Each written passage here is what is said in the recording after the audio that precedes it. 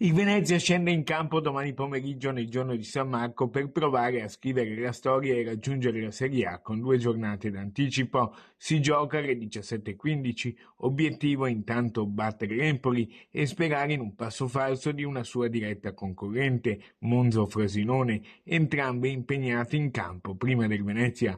Mister Giovanni Stroppa resta concentrato esclusivamente sui 90 minuti di domani dei suoi contro un avversario temibile in lotta per la salvezza.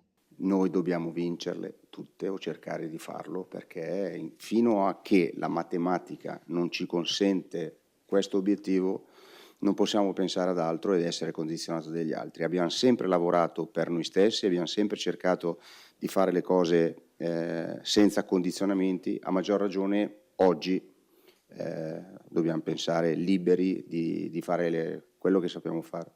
Pensare partita dopo partita senza pensare a quello che succederà magari fra una settimana a Spezia o fra 15 giorni col Palermo in casa.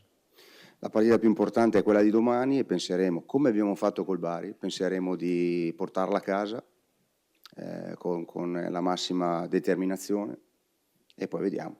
Poi non dipende soltanto da noi. Il mister elogia il comportamento della sua squadra in questa straordinaria stagione. Noi siamo arrivati a un livello veramente altissimo, a livello di gioco, a livello di individualità, la valorizzazione della rosa, i giocatori che si sono esaltati facendo un campionato straordinario